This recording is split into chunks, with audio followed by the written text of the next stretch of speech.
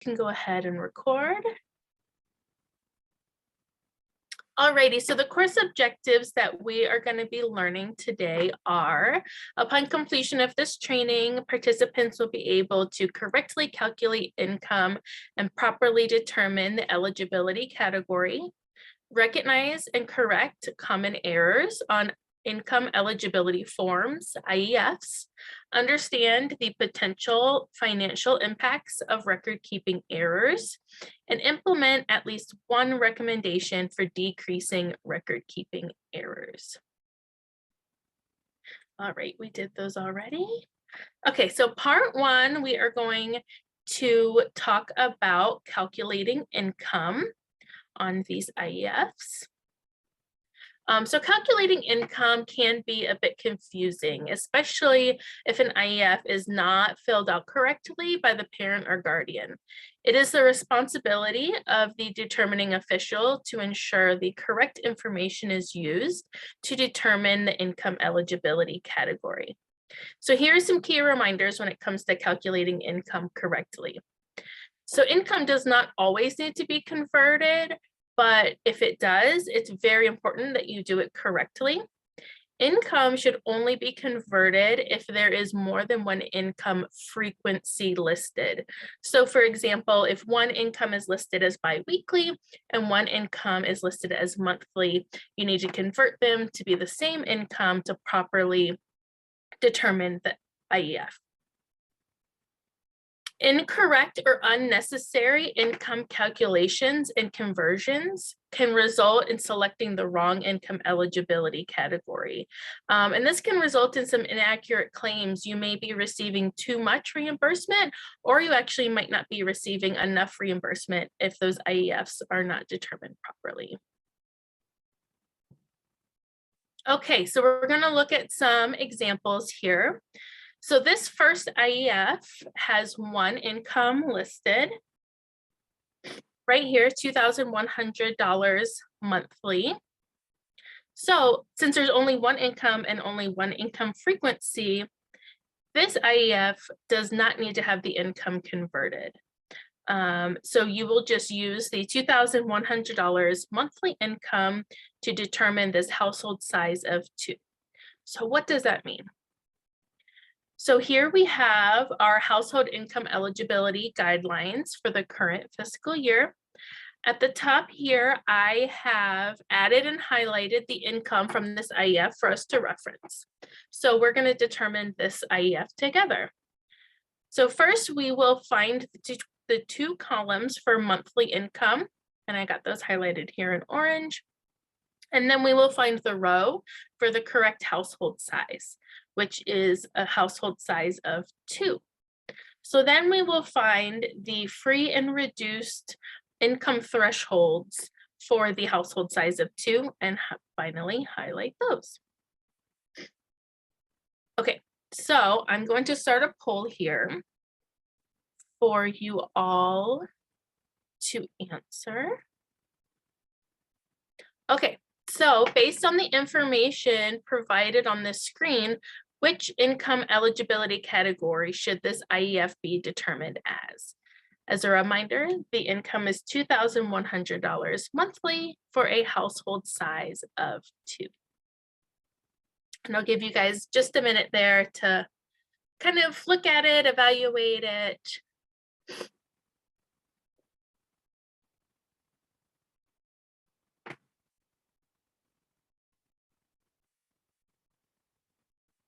All right, we got about half of you guys answered. Oh, we're up to 60%. I'll give you another minute here. We like to get full participation. That way we can make sure y'all are following along and we're making sense. Okay, we're up to 80%. Awesome. All right, I'm gonna go ahead and close this poll and share with everyone. So 79% of people that participated selected reduced, and that's great. That's the correct answer. So reduced is the correct classification because the income is less than the threshold for the paid category, but it's higher than the threshold for the free category. And we have lots of examples we're going to go over. So if you didn't get that one right, we're going to keep practicing. Okay, so this IEF has 2 incomes listed. However, they're both listed as monthly, so we don't need to convert them because they're both the same income frequency. So all we have to do is just add the 2 monthly incomes together to determine this IEF. Okay, so we have $2,500 monthly and $1,800 monthly. So we will add those together, and that gives us $4,300 as a monthly income for a household size of 4. So again, we're going to find our monthly columns, and this time we're going to select the household size of 4, and then we're going to find where those rows and columns intersect so that we can determine this IEF. So again, I'm going to launch a poll so that you guys can participate. And answer this one. Okay, so based on the information provided, which income eligibility category should this IEF be determined as? It is an income of $4,300, monthly income for a household size of 4. So I'll give you guys a couple moments here.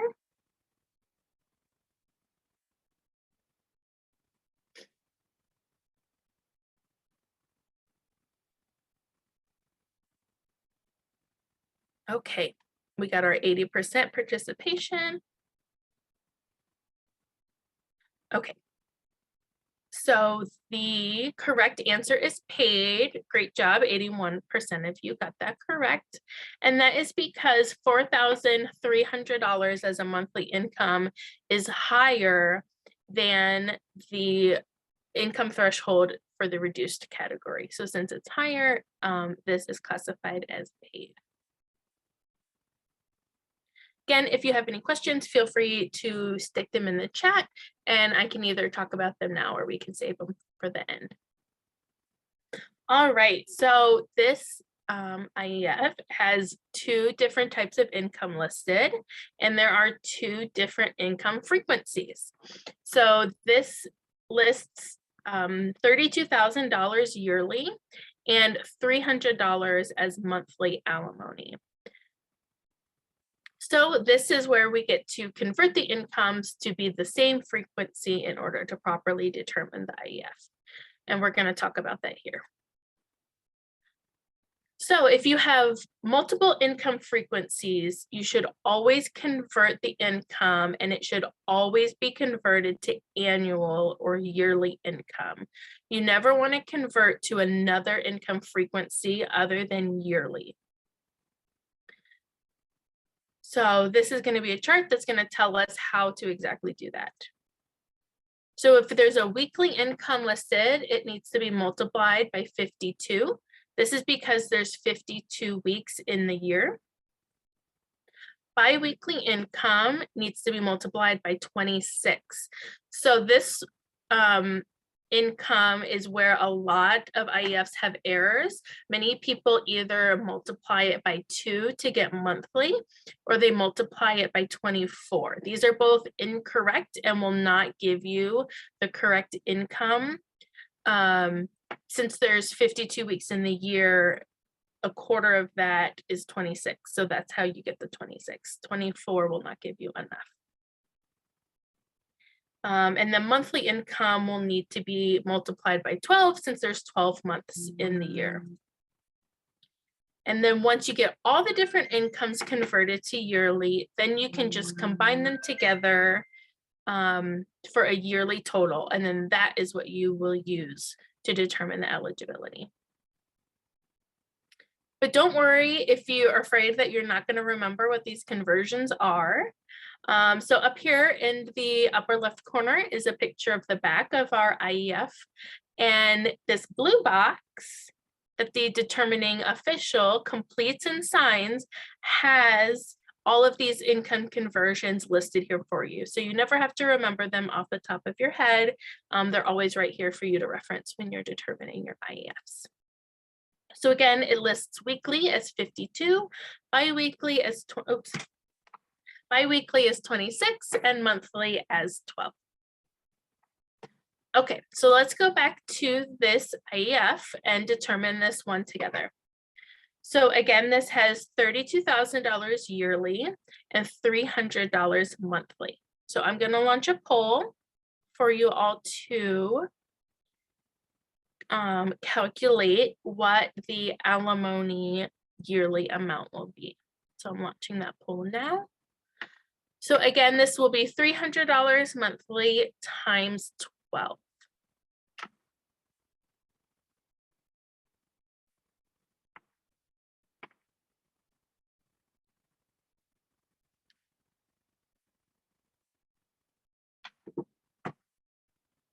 All right.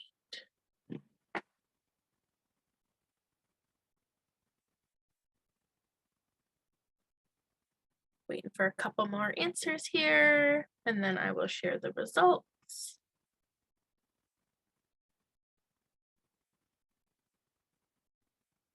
Okay. Great job. So 97% of you got the right answer. The correct answer is $3,600 yearly.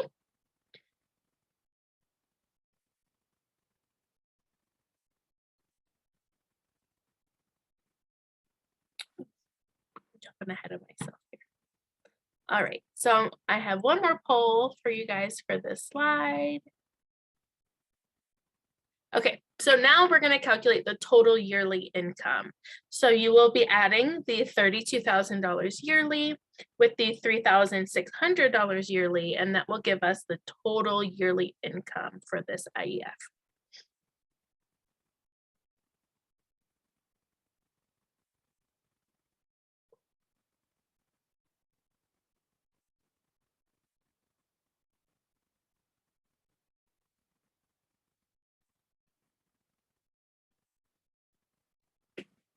All right, I'll go ahead and end this.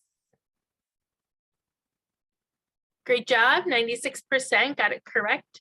It is $35,600 as a yearly income for a household of 3. So again, we're going to practice determining this together. So again, I have this at the top here, $35,600 yearly for a household of 3. So we will find our yearly columns this time, find our household number of 3, and then where those intersect. So I will start the poll here. So now we are going to determine this IEF. So based on the information provided, which income eligibility category should this IEF be determined as? It's $35,600 for a income household size of 3.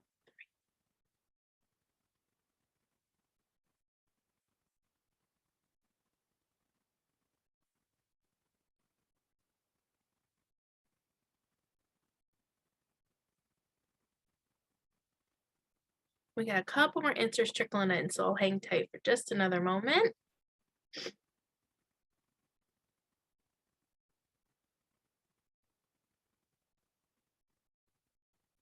All right, you guys are getting the hang of this. 94% answered correctly. This IEF should be classified as reduced. And that's because the 35,600 is less than the reduced maximum threshold of 40,000. Okay.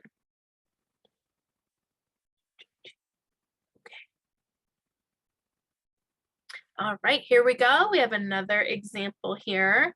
So this has 2 incomes listed. Both are listed as weekly. So all we have to do is just add these 2 incomes together to get a total weekly income, and then we will use the weekly income to determine this IEF. So we will take $350 weekly and add $50 weekly. And this gives us a total household income of $400 weekly, and this is a household size of 2. So again, we will find our columns for weekly income, find our household size of 2. So I will launch another poll for you to determine this one. So based on the information provided, which income eligibility category should this IEF be determined as? It is $400 weekly for a household size of 2.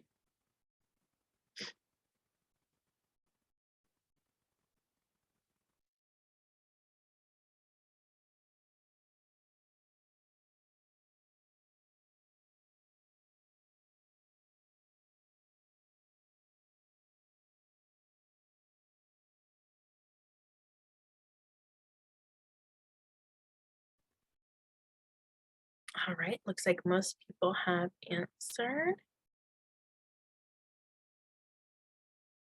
Okay, the correct answer is free. That is because $400 weekly income is less than the maximum threshold for free, which is $436. So that is correct. This IEF is free. Okay, so we have one last IEF example for this portion of the presentation.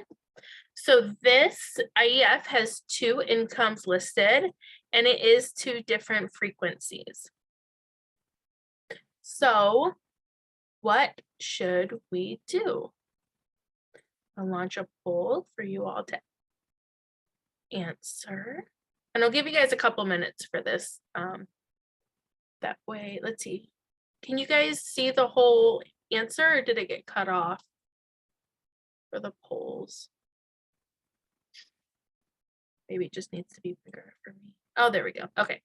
If you can't read the whole answer, just make the poll box wider and it should give you the rest of the words.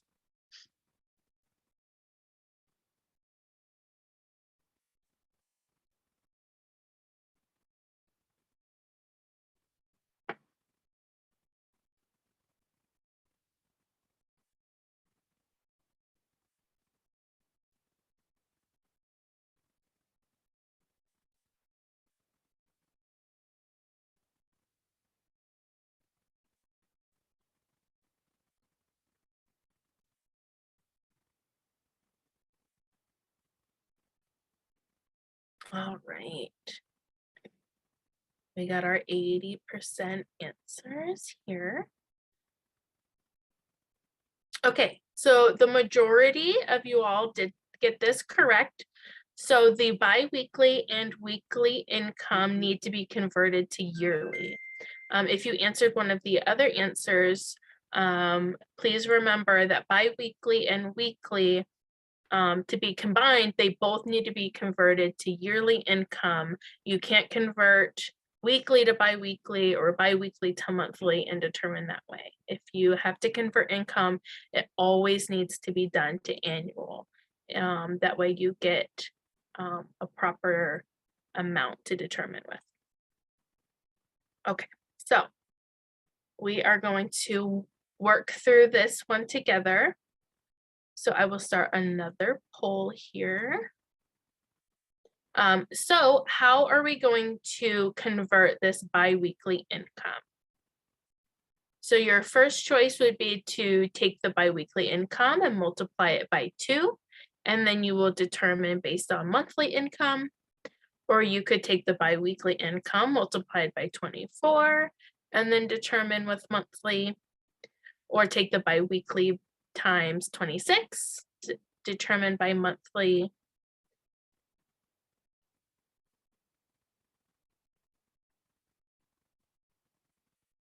Let's see. So there's a typo here actually. So when I end the poll, I'll go over it.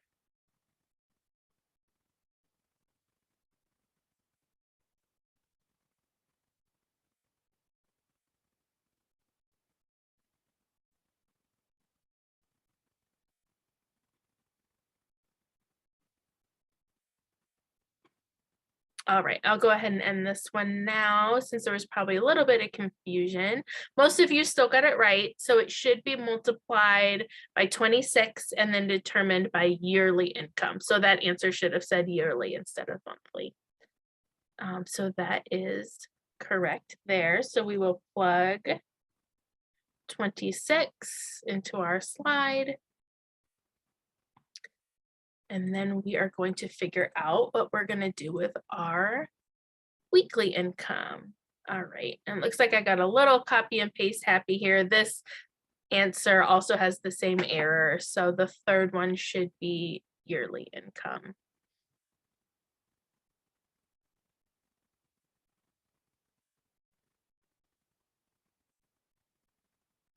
All right, looks like you guys are catching on to this.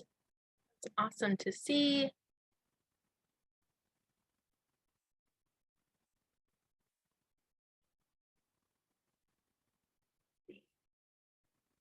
Get a couple more answers.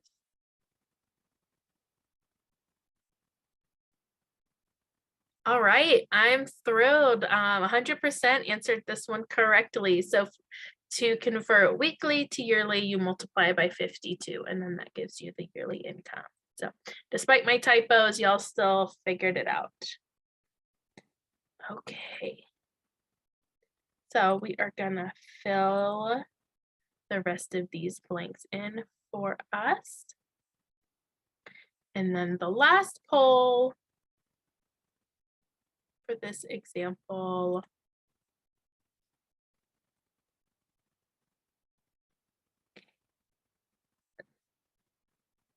There we go. Okay. So sorry, I forgot that this one doesn't have a poll, but we're just gonna add these together. You feel free to use your calculators to figure this out for yourself. So now we will take these two yearly incomes and just add them together to get a total yearly income.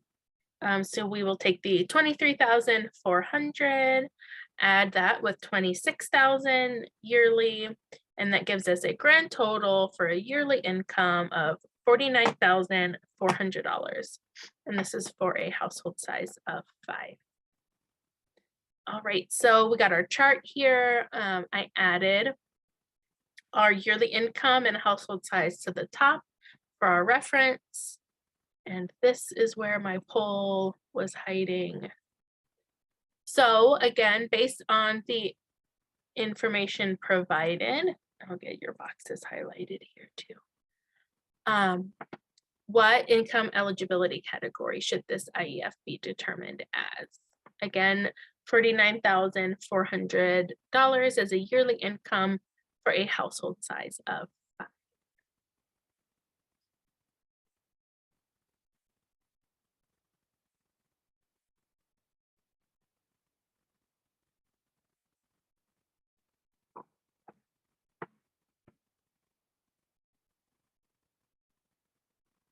Okay, most of our answers here. Oops.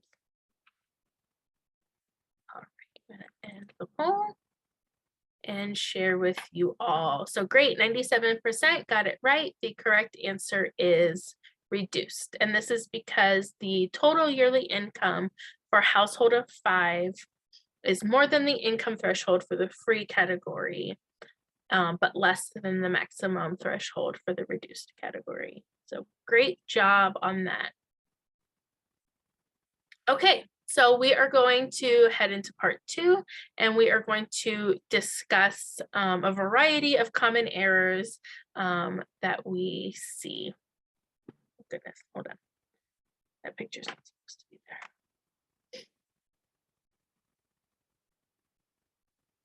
Hold on.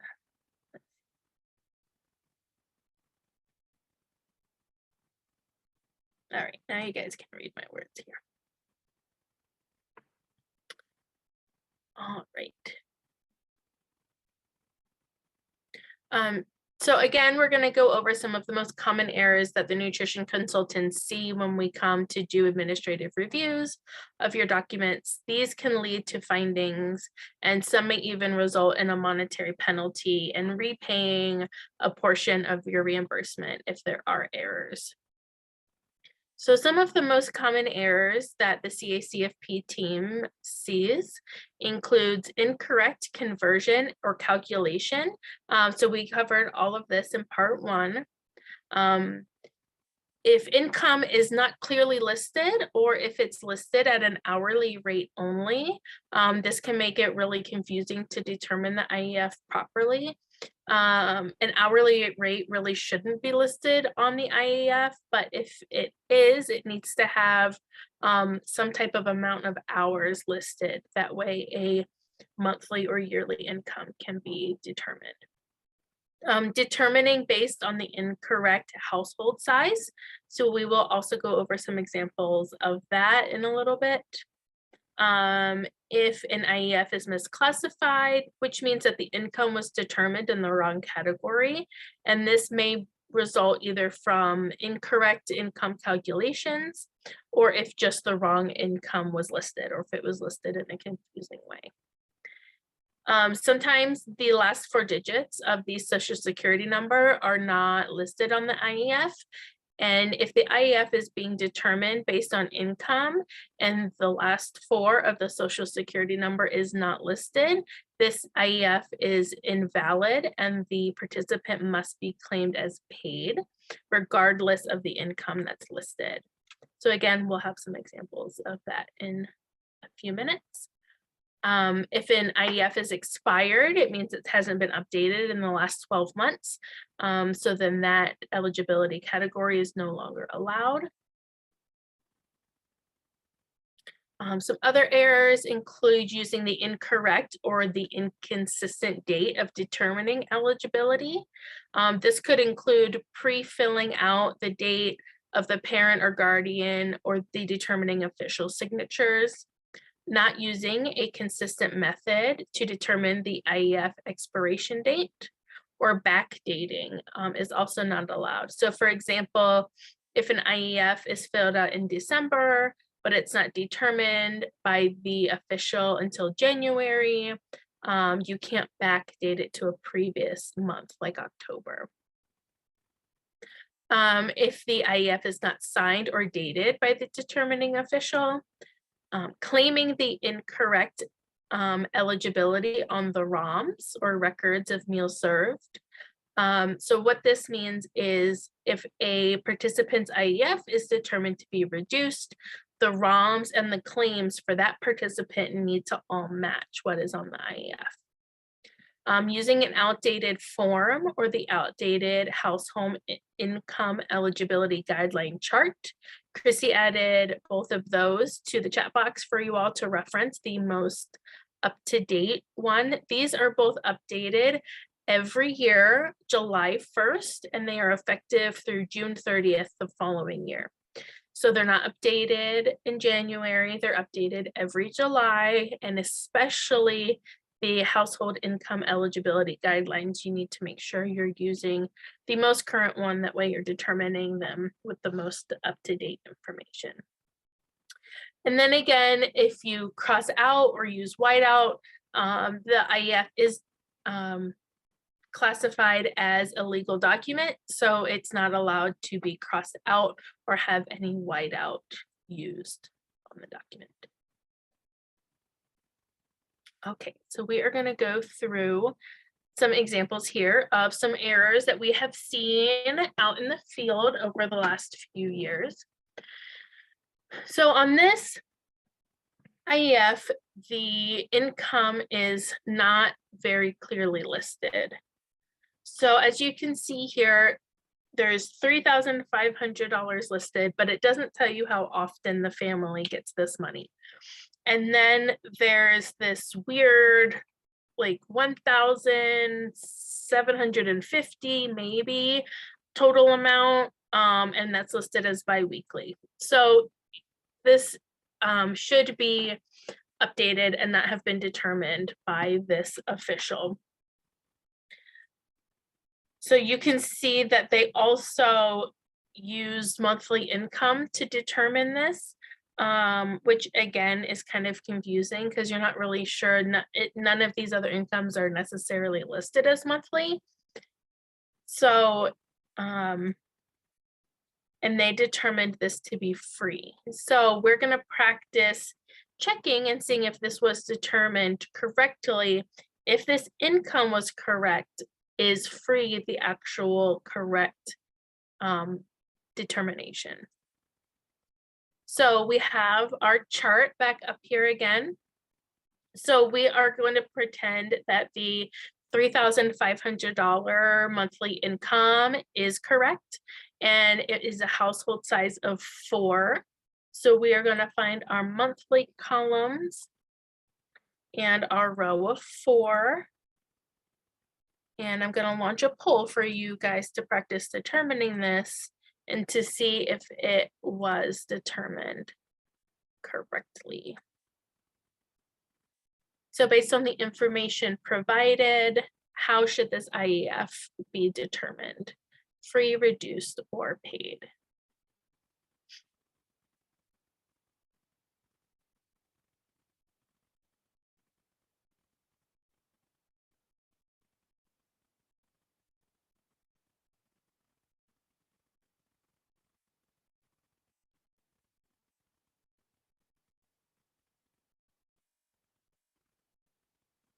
All right, got a couple more answers trickling in here. I'll wait another moment.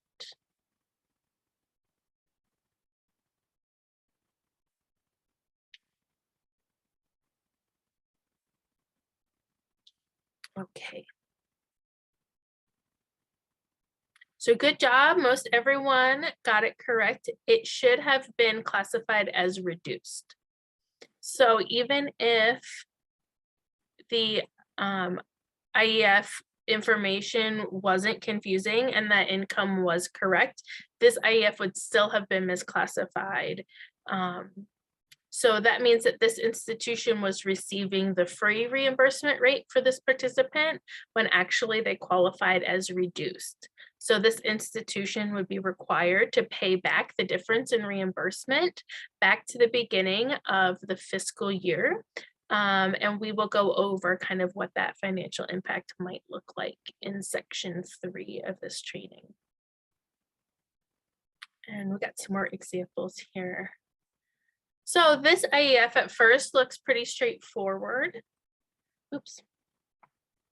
So it lists $900 as a biweekly income for a household size of 2, and it was determined as free.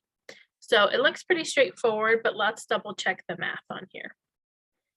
So again, I have the information from the IEF at the top of the slide for you. And I will launch the poll for you all to practice determining this IEF. So based on the information provided, how should this IEF have been determined? Free, reduced, or paid?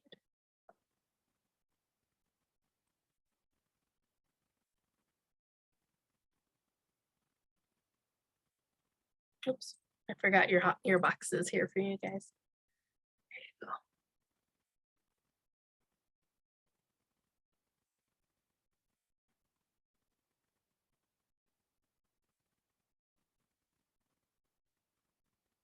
All right, looks like we got most of our answers in.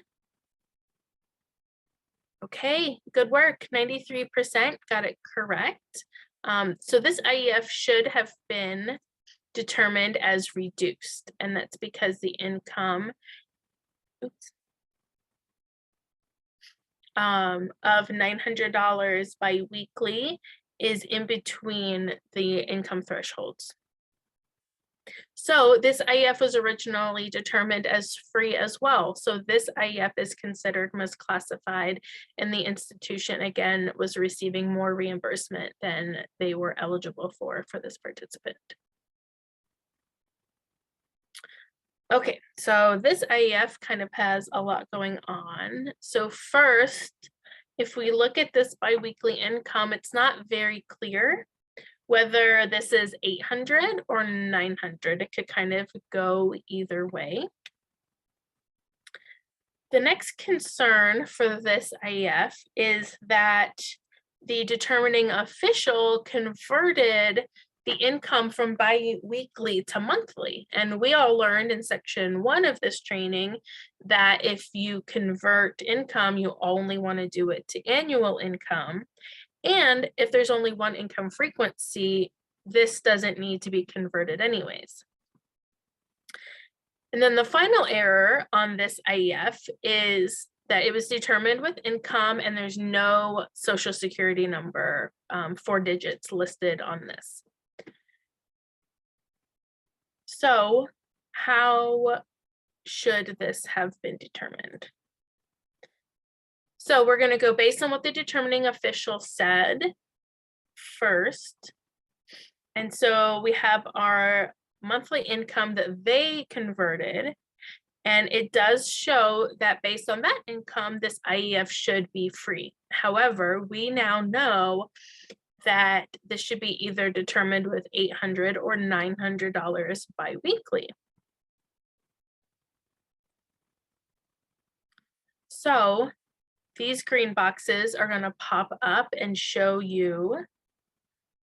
So not only was the $1,800 monthly an incorrect income to use, whether this IEF was $800 or $900 biweekly also can determine if it was free or reduced. So it's very not clear on how this IEF really should have been determined, and the determining official should have gotten clarification before signing off on this IEF.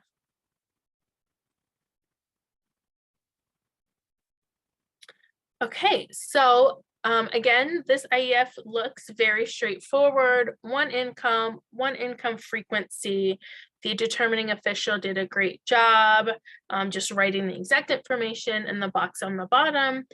However, this IEF was determined as free based on income, but there's no social security number again listed on this. So unfortunately, this IEF would have to be claimed as paid all the way back to the beginning of the fiscal year, which would be October. So that could really add up for some reimbursement repayment. And again, we'll have some examples of that in a little bit. So this also has a couple different things going on. Oops. So first, this income is not converted to yearly before it is combined for the total income. So they converted the biweekly to monthly and then added that together to determine. They also used whiteout on here, which is not allowed. And so let's see, even if this information was correct, let's see if they chose the correct income eligibility category.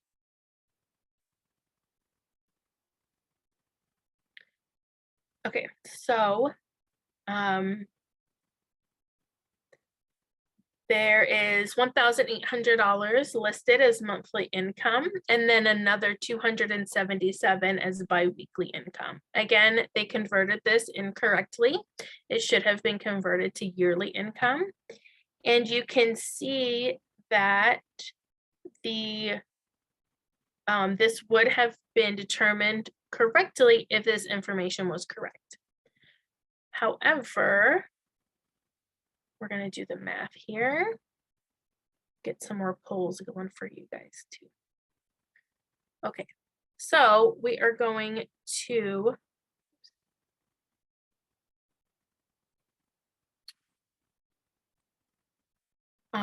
figure this one out together. So firstly, oops, hold on, that's not the right. Hold on. Getting ahead of myself here.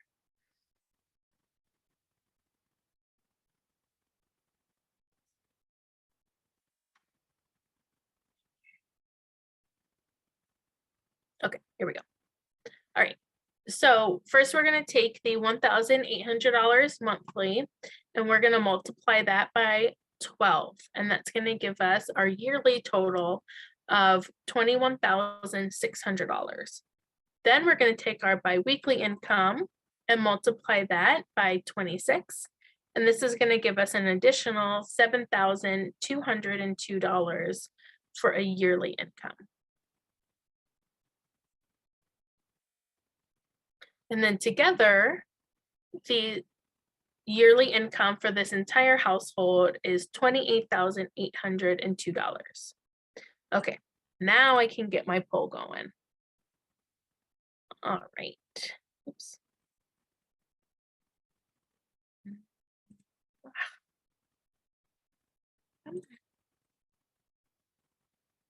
All right, so based on the information provided, which income eligibility category should this IEF be determined as? $28,000, 802 for a yearly income household size of 3.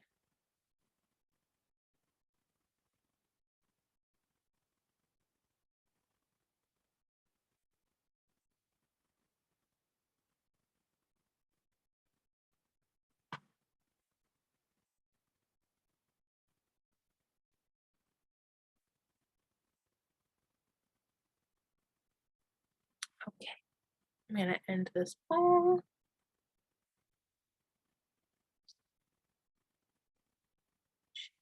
Okay. So most of you got this correct. Good job. So the correct answer is reduced. Now, again, this original IEF was determined as free. So this would be considered misclassified. And again, the institution was receiving too much reimbursement for the meals they were claiming for this participant.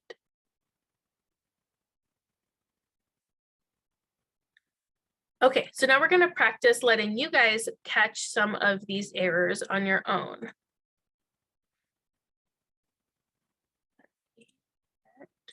The next will go. Okay, so was this IEF determined correctly? And if so, is it complete? So take a moment, look over all the parts on the screen and see if you can figure out if it's correct.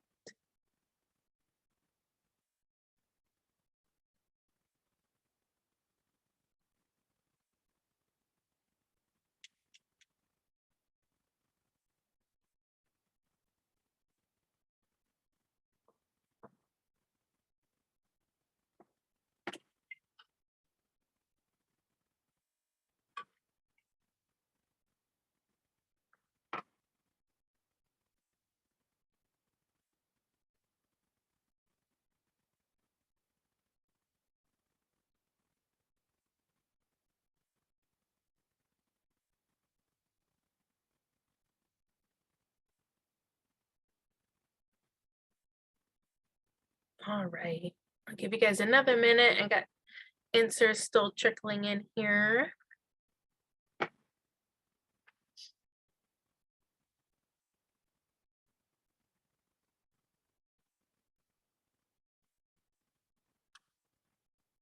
Thank you for that feedback, Misty. Yes, I will do that.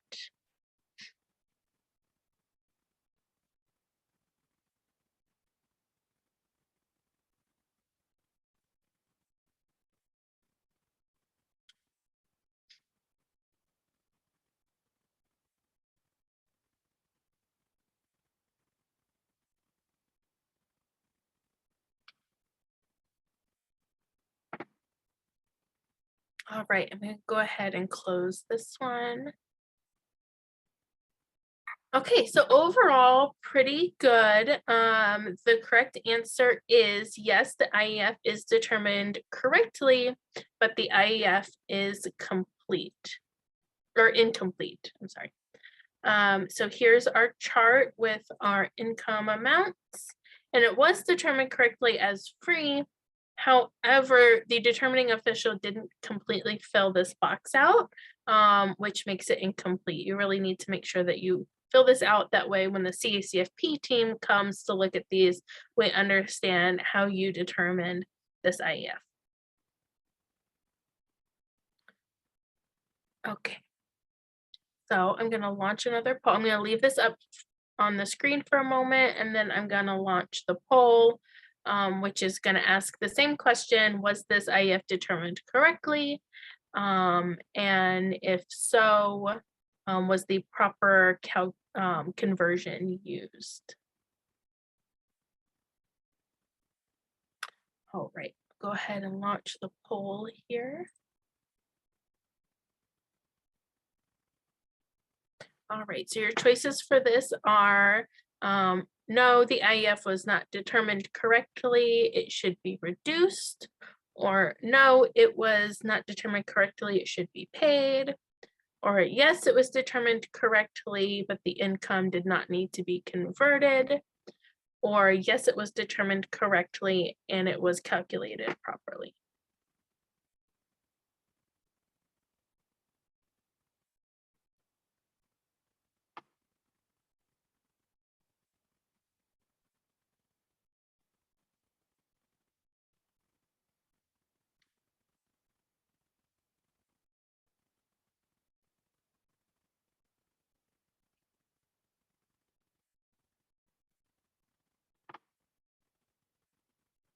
All right, I'm gonna go ahead and end this one now, just in the essence of time.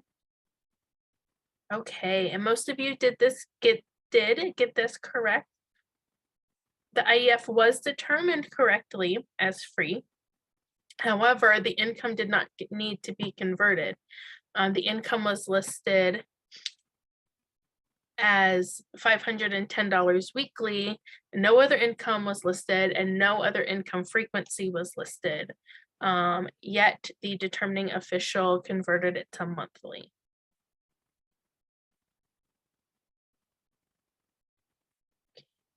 All right, so this IEF has a lot going on, so we're gonna look at this one together step by step. So first we're gonna look at the top and see if there's a SNAP, TANF, or FDPIR number listed, and there is not. So that means that this IEF needs to be determined based on income. So we will look down here and it is blank. If the IEF income section is left blank, it does not mean that there is zero income. There's a statement right here in the middle of the form that says, if you do not receive income, you need to write 0. So if it's blank, it's considered incomplete.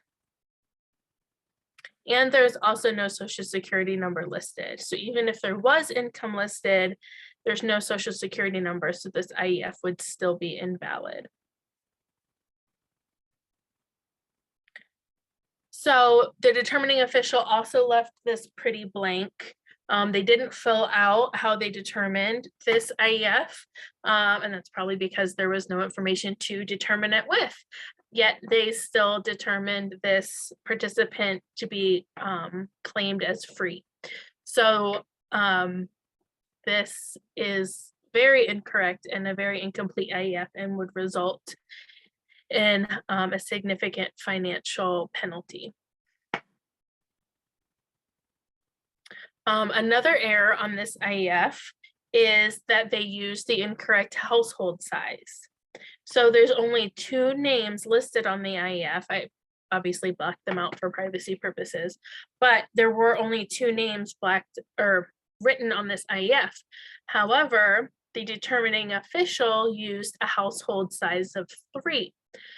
The household size is only able to consider the names that are written on the IEF. So if there are more people living in the household that are not listed, the form needs to be updated and have all of the names listed. So the household size written by the determining official needs to match the names on the IEF, regardless of the number that the parent or guardian fills in. All right, so again, kind of a lot to go through, so we're going to go through this one again step by step. So first we're going to look and see there is a number written here for the SNAP, TANF, or FDPIR category. And so this means that this IEF automatically qualifies as free. And just some reminders, a SNAP number is a 7-digit alphanumeric number, which means that there's numbers and letters. And it typically starts with either 1B as in boy or 1G as in George. So this top number, I don't have any idea what kind of number that is. It's the second number that would be considered the SNAP number. If you get like a really long number that's only just numbers, maybe it looks like a credit card number or something like that, you cannot accept that as a valid SNAP number. It needs to be a 7-digit alphanumeric number. And then you will also see that this IEF was classified as reduced, which means that the determining official did not use the SNAP number to determine the IEF. They instead used the income, which means that the institution was missing out on reimbursement because they could have claimed this child as free. So some additional errors here is, so they considered income when they didn't need to, and they also converted the income when they didn't need to. So they converted biweekly income, only one income frequency listed, they converted it to yearly when they didn't need to. So this could result in some incorrect calculations. And just as a reminder here as well, child income is often blank. It's not usually completed for most IEFs. However, if there is child income listed on the IEF, it needs to be added to the total income for the IEF to be considered correctly. Okay, so now we're going to go over the financial impacts of what all of these errors could mean for your institution. Okay, so we are going to launch a poll.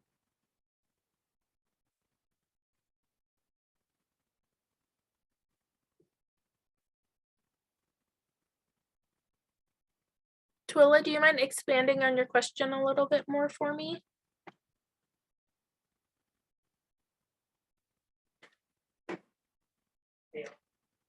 Okay, so I'm going to launch the next poll.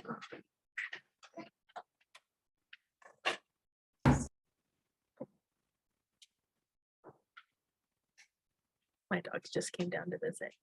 Okay, so let's look at this example IEF and see if we can figure out how this IEF should be determined.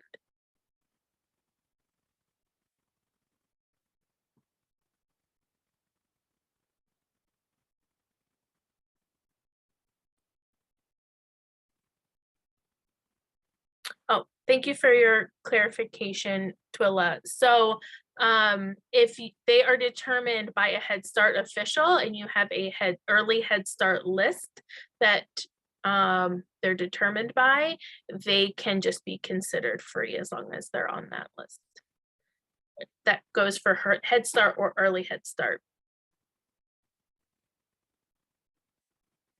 Okay, I'm going to save the foster question for the end here so we can get through these examples. But don't let me forget, I will come back to it. Okay, so I'm going to end this poll.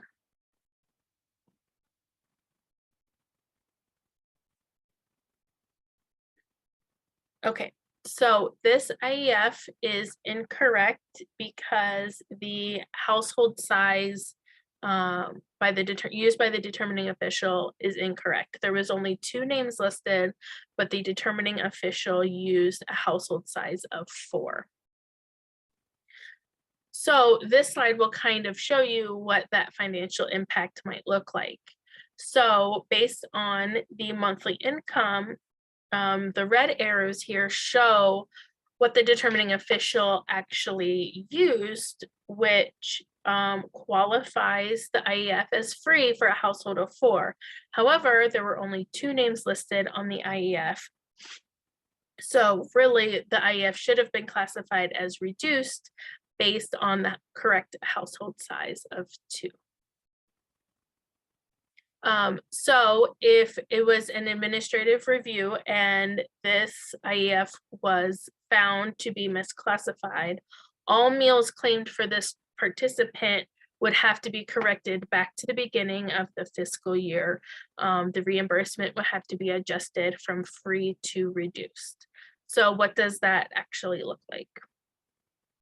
So if this review is happening today in the month of April, we would go back and count up all the meals all the way back to October of 2021 and add those all up. So for this one IEF error, there would be a reimbursement adjustment of $147.50 that the institution would be required to pay back. So I'm going to launch another poll for you guys to look at this one and see if you can figure out why this one is incorrect.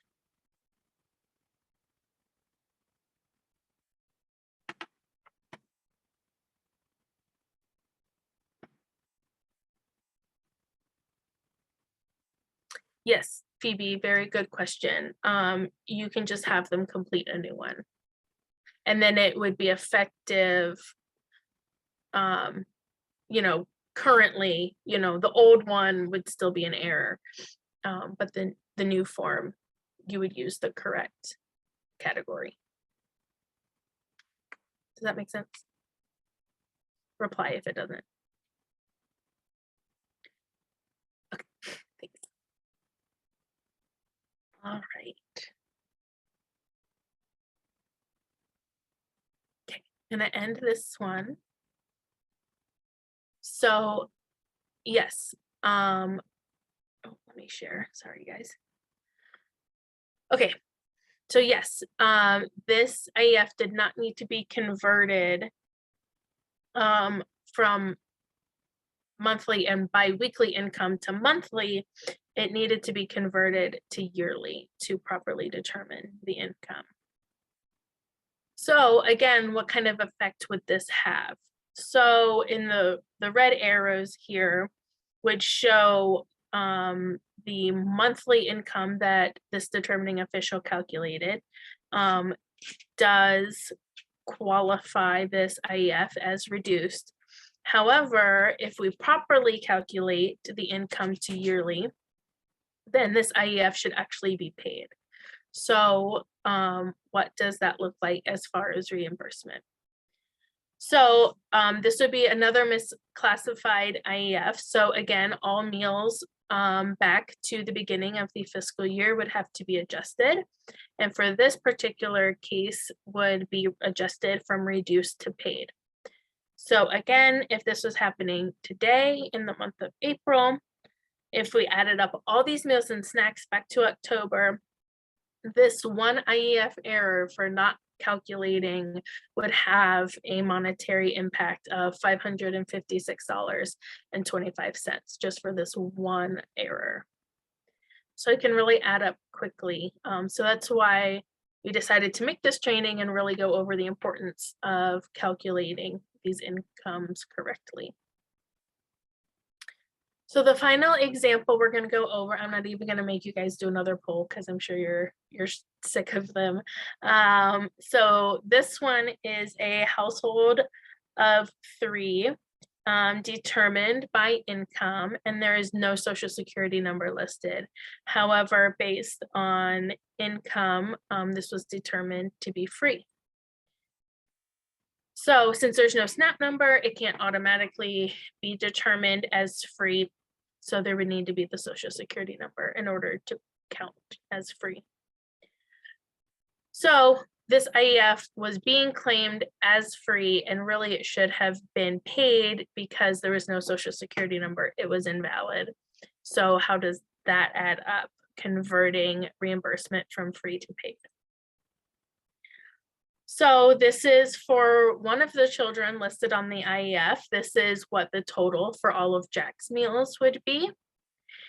And there's 2 children on this IEF. So the same IEF, also you would have to count the meals back for Jill. So total for this one IEF in the month of April, going all the way back to October, would result in $1,407.56.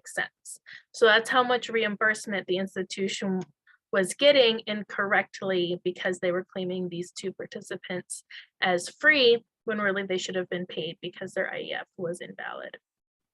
So it can just be really shocking sometimes for people to realize how quickly these errors add up and how important it is to make sure that you are keeping proper records.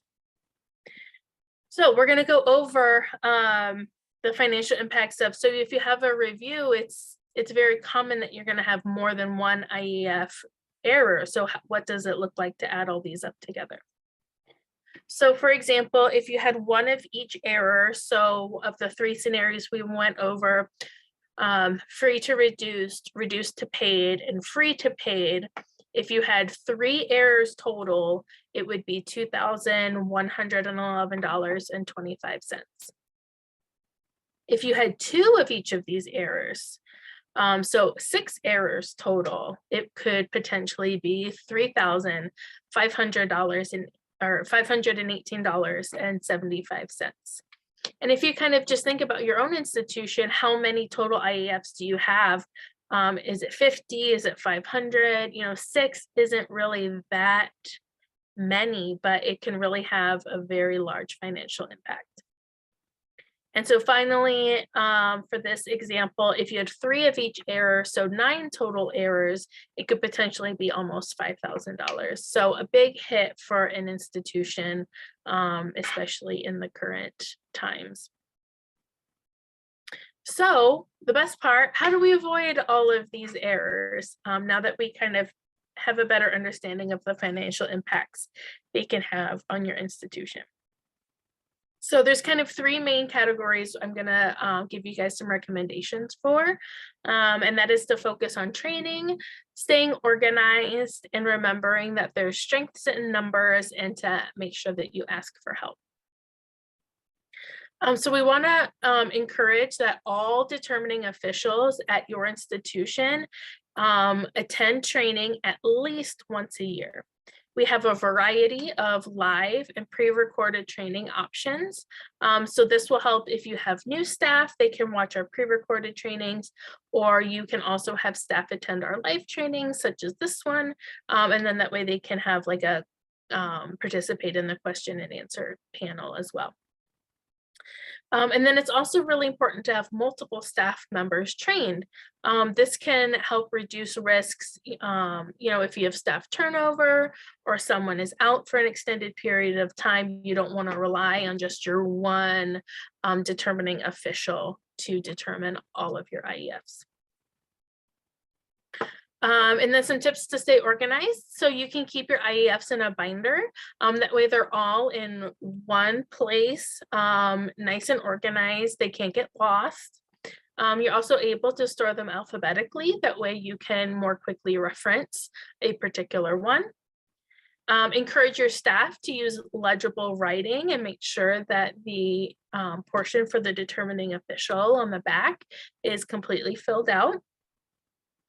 We also recommend that you could use different colored paper for every year. This will help be a visual cue if there's IEFs that are ready to expire, they're probably a different color, so you can make sure that you're not running into any of those issues. It's also helpful sometimes to update at the same time each year. So for example, our forms are updated every July. So we usually recommend once the new forms come out, just have all participating families fill out a new IEF. And then that way everyone has a similar expiration date, the new color paper, the new income eligibility guidelines. And then that way you're making sure that they all get updated annually. And then it's also good to get in the habit of just doing a quick visual check of the IEF before the parent or guardian walks away. You don't have to calculate it right there on the spot. However, just get used to checking those really important things first before they walk away. Is there a SNAP number? Is there a social security number? Did they write the income weird, or did they just put hourly? You know, and then that way, before they walk away, you can have them correct it right then and there. That way you don't have to chase them down. Kind of just saves you a little bit of a headache. And then finally, strength in numbers. So we always encourage people to have someone double check their work. These can be very confusing and very challenging to properly verify. So it's nice to have at least 2 staff members verify all IEFs. That way they can catch errors for each other. And encourage your staff and train them to be comfortable correcting and working together on this to make sure that they're all accurate. Again, don't rely on just one staff member to do all of the work, because if you find out that they're doing it wrong, then all of your IEFs might be incorrect, and that could really have a huge financial impact. And then we're here for you. Reach out to your nutrition consultant if you need help, if you want us to send you training resources, if you have questions. You know, we don't like going through all of these errors any more than you guys do. You know, so we're here to help you and support you. That's why we created this training, to just give you guys the knowledge you need to be successful. So the last poll, and then we'll jump into our question and answer, and we'll stick around. I know I'm right on the edge of time here, but we'll stick around for as long as you guys have questions for, so don't worry about that. All right. Oops. Okay, so think about all of these recommendations I just went over, and think about at least one that you are going to put into action at your institution to help reduce errors for the coming year.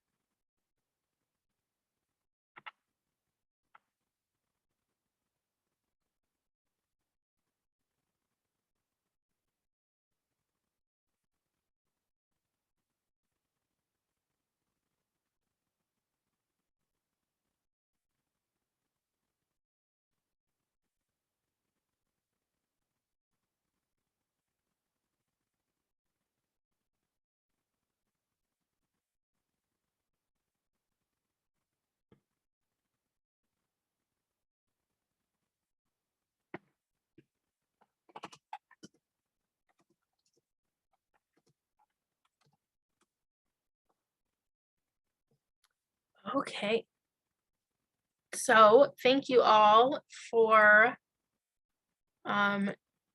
sharing all of those things that you're going to take back to your institutions. And again, we recorded this training, so we're happy to share it out so you guys can have other staff members watch it. And we will drop our